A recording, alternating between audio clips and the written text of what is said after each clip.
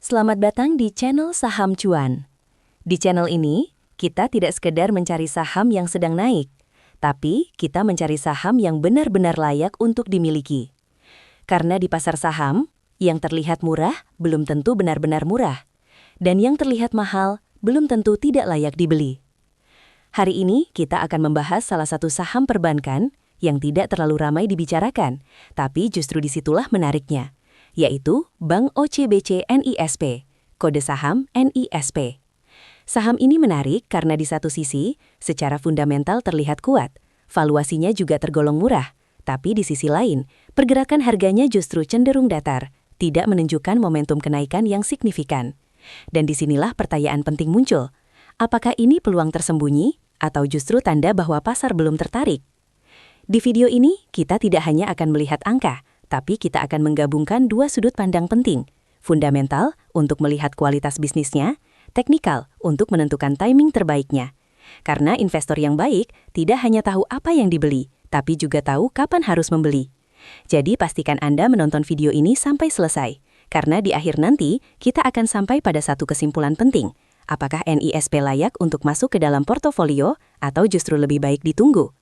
Video ini dibuat pada tanggal 20 April 2026 menggunakan data laporan keuangan Q4 2025 dan harga penutupan pasar tanggal 17 April 2026. Dan video ini juga dibuat atas permintaan dari @anitaku9064. Memahami bisnis NISP. Sebelum kita melihat angka, kita harus memahami bisnisnya terlebih dahulu, karena dalam investasi, membeli saham itu sama seperti membeli bisnis. NISP adalah bank yang berada di bawah grup OCBC, salah satu bank besar dari Singapura. Pemegang saham pengendali menguasai lebih dari 85%. Ini penting, karena artinya NISP bukan bank yang berdiri sendiri tanpa arah, tapi bagian dari ekosistem keuangan regional yang besar. Dan biasanya, bank dengan induk seperti ini punya beberapa keunggulan, manajemen yang lebih disiplin, risk management yang lebih ketat, akses ke teknologi dan sistem yang lebih maju. Namun di sisi lain, biasanya tidak terlalu agresif, tidak mengejar pertumbuhan ekstrim, lebih fokus pada stabilitas jangka panjang, dan ini terlihat jelas dari karakter NISP. Model bisnis.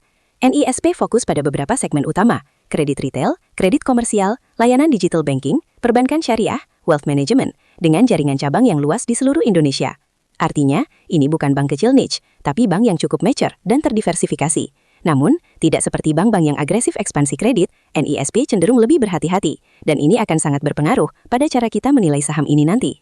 Kinerja keuangan. Sekarang kita masuk ke bagian inti. Apakah bisnis ini benar-benar menghasilkan uang? Profitabilitas. Mari kita lihat angka utamanya. Net profit margin 25,76%, ROA 1,64%, ROE 11,53%. Sekilas, terlihat bagus. Margin tinggi berarti, bank ini efisien dalam menghasilkan laba, tidak banyak kebocoran biaya. ROA di atas 1% juga sangat penting. Dalam industri perbankan, ROA di atas 1% sudah termasuk sehat. Artinya, aset yang dimiliki benar-benar produktif. Namun, ketika kita lihat ROE, hasilnya sekitar 11,5%. Ini menarik, karena tidak jelek, tapi juga tidak luar biasa. Bandingkan dengan bank top tier seperti BCA, yang bisa punya ROE di atas 20%. Artinya, NISP adalah bank yang cukup bagus, tapi belum masuk kategori elite bank. Pertumbuhan. Sekarang kita lihat pertumbuhan. EPS naik 17,57% year on year, tapi revenue turun 5,8% year on year. Nah, ini mulai menarik, karena biasanya, kalau bisnis sehat dan berkembang, revenue dan laba naik bersamaan. Tapi di sini, laba naik, pendapatan justru turun. Apa artinya? Kemungkinan besar, efisiensi meningkat, cost of fund menurun, beban operasional lebih terkendali. Namun, ini juga bisa jadi warning, karena kalau revenue tidak tumbuh, maka dalam jangka panjang, laba juga bisa tertekan. Jadi di sini kita mulai melihat, NISP bukan growth story yang kuat, tapi lebih ke stability story. Kekuatan neraca. Sekarang kita lihat fondasi utama sebuah bank, balance sheet. Struktur keuangan, total aset 308 triliun, equity 43 triliun, debt to equity 0,02. Ini angka yang sangat menarik, debt to equity hanya 0,02, artinya hampir tidak ada utang berbunga, struktur permodalan sangat konservatif. Namun, kita juga lihat, liabilities to equity 0,03, financial leverage 7,03. Untuk orang awam, ini terlihat tinggi, tapi dalam dunia perbankan, ini sangat normal, karena dana nasabah dicatat sebagai liabilitas. Kesimpulan neraca, NISP adalah bank yang sangat sehat, resiko finansial rendah, tidak agresif dalam leverage, dan ini adalah ciri khas bank konservatif berkualitas tinggi. Cash flow. Sekarang kita masuk ke salah satu indikator favorit value investor, cash flow. Cash flow operasi 29 triliun, free cash flow 29 triliun. Ini luar biasa kuat. Artinya, laba benar-benar dikonversi menjadi kas. Tidak ada manipulasi akuntansi signifikan. Dalam dunia investasi, ada satu prinsip penting. Profit is opinion, cash is fact. Dan di sini, NISP lulus ujian tersebut dengan sangat baik. Valuasi. Sekarang kita masuk ke bagian paling menarik. Apakah saham ini murah? Valuasi matriks. PER 6,12x, PBV 0,71x, earnings yield 16,33%. Ini sangat murah. PBV di bawah 1 berarti harga saham lebih rendah dari nilai bukunya. Artinya, secara teori, kalau bank dilikuidasi, nilai asetnya lebih tinggi dari harga sahamnya. Namun, pasar tidak pernah salah tanpa alasan. Kalau saham murah, selalu ada pertanyaan, kenapa murah? Kemungkinan, market tidak melihat growth, return belum cukup tinggi, tidak ada katalis besar. Dan ini membuat NISP masuk kategori value stock tanpa hype. Dividen. Dividen yield 3,33%, payout ratio 20%. Artinya, dividen stabil, tapi belum maksimal. Namun ini justru bagus, karena masih banyak laba ditahan, bisa digunakan untuk ekspansi. Price action. Dalam 1 bulan terakhir, turun sekitar 7%. Dalam 1 tahun, naik sekitar 6%. Artinya, jangka pendek, bearish. Jangka panjang, sideways to uptrend. Ini biasanya fase konsolidasi. Value versus growth. Value view. Murah, kas kuat, neraca sehat. Growth view. Ada pertumbuhan, tapi tidak agresif. Resiko. Beberapa resiko utama. Revenue turun, ROE stagnan, tidak ada katalis besar. Kurang menarik untuk market. Verdik akhir.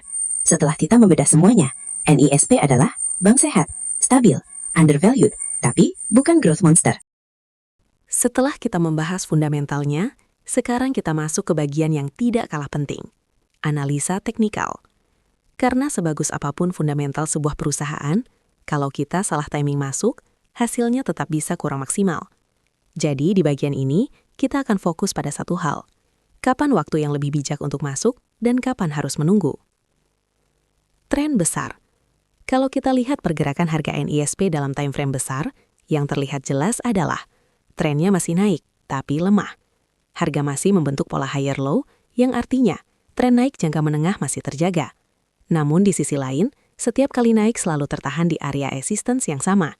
Ini memberi sinyal bahwa tenaga naiknya ada, tapi belum cukup kuat untuk breakout. Support dan resistance. Sekarang kita identifikasi area penting. Karena dalam teknikal, inilah area yang menentukan keputusan. Untuk NISP, support kuat berada di area 1260 sampai 1300. Support minor di sekitar 1350. Resisten kuat di area 1550 sampai 1590. Dan ada satu level psikologis penting, 1600. Yang selama ini belum berhasil ditembus dengan meyakinkan. Struktur pergerakan harga. Kalau kita gabungkan semuanya, maka kita bisa simpulkan, NISP sedang berada dalam kondisi sideways, atau lebih tepatnya, sideways dalam range yang cukup lebar, di mana buyer aktif di bawah, seller kuat di atas, dan harga hanya bolak-balik di antara keduanya. Momentum market. Sekarang kita lihat momentumnya. Karena tren tanpa momentum biasanya tidak akan jauh. Dari sisi indikator seperti RSI, posisinya netral di sekitar 40-55. Artinya, tidak overbought, tidak oversold. Market sedang bingung arah. Volume. Volume juga tidak menunjukkan lonjakan signifikan. Artinya, belum ada minat besar dari pelaku pasar. Belum ada tanda akumulasi agresif. Ini penting, karena breakout tanpa volume biasanya hanya false breakout. Moving average. Kalau kita lihat dari moving average, harga berada di sekitar MA20 dan MA50 yang cenderung mendatar. Artinya, tidak ada tren dominan. Market masih dalam fase konsolidasi. Interpretasi besar. Kalau kita gabungkan semua indikator ini, tren, support resistance, momentum, dan volume, maka satu kesimpulan besar muncul. NISP saat ini sedang dalam fase menunggu arah. Bukan turun tajam, tapi juga belum siap naik kuat. Strategi terbaik. Nah sekarang pertanyaannya, apa yang sebaiknya kita lakukan? Untuk investor jangka panjang, jika Anda adalah investor, maka strategi terbaik adalah akumulasi di area bawah, yaitu di sekitar 1260 sampai 1300. Kenapa? Karena disitulah area di mana risiko lebih terkontrol. Untuk swing trader, kalau Anda trader jangka menengah, maka pendekatannya berbeda. Beli di dekat support, jual di dekat resistance. Range-nya jelas, 1300-an beli, 1500-an jual. Tapi ingat, jangan entry di tengah-tengah, karena disitulah risk-reward paling buruk. Untuk breakout trader, kalau Anda tipe yang suka momentum, maka Anda harus sabar. Entry hanya jika harga berhasil break di atas 1200, disertai volume besar. Kalau itu terjadi, baru ada potensi, tren naik baru dimulai. Risiko yang harus diperhatikan. Tapi kita juga harus realistis. Ada beberapa risiko. Harga sudah beberapa kali gagal breakout. Momentum masih lemah. Sideways terlalu lama. Dan yang paling penting, jika support 1260 jebol, potensi turun ke 1150 bahkan 1200 terbuka. Kesimpulan teknikal. Jadi kalau kita rangkum semuanya, NISP saat ini sideways dengan momentum lemah. Artinya, aman untuk diamati, menarik untuk akumulasi bertahap, tidak menarik untuk entry agresif. Setelah kita membedah semuanya, dari fundamental bisnisnya, kinerja keuangannya, valuasinya, hingga pergerakan harganya di market. Kita sampai pada satu kesimpulan yang sangat jelas. NISP adalah saham dengan fundamental yang kuat, valuasi yang tergolong murah, dan risiko yang relatif terkontrol. Namun, di sisi lain, momentum kenaikannya masih lemah. Belum ada katalis besar yang mendorong harga naik cepat. Dan disinilah letak kunci keputusan Anda. Kalau Anda adalah tipe investor yang sabar, fokus jangka panjang, mencari saham under value, maka NISP bisa menjadi kandidat yang menarik untuk dicicil perlahan. Namun, kalau Anda adalah tipe yang mengejar kenaikan cepat, mengandalkan momentum, atau mencari saham yang lagi hot, maka mungkin ini bukan saham yang tepat untuk Anda saat ini. Karena pada akhirnya, tidak ada saham yang cocok untuk semua orang. Yang ada adalah saham yang cocok dengan strategi Anda. Jadi sekarang pertanyaannya kembali ke Anda. Apakah Anda siap menunggu value-nya terrealisasi, atau Anda lebih memilih mengikuti momentum yang sudah berjalan? Jika Anda mendapatkan insight dari video ini, jangan lupa untuk subscribe channel Saham Cuan. Karena di sini, kita tidak mengejar sensasi, kita membangun pemahaman. Terima kasih sudah menonton, dan sampai jumpa di analisa berikutnya.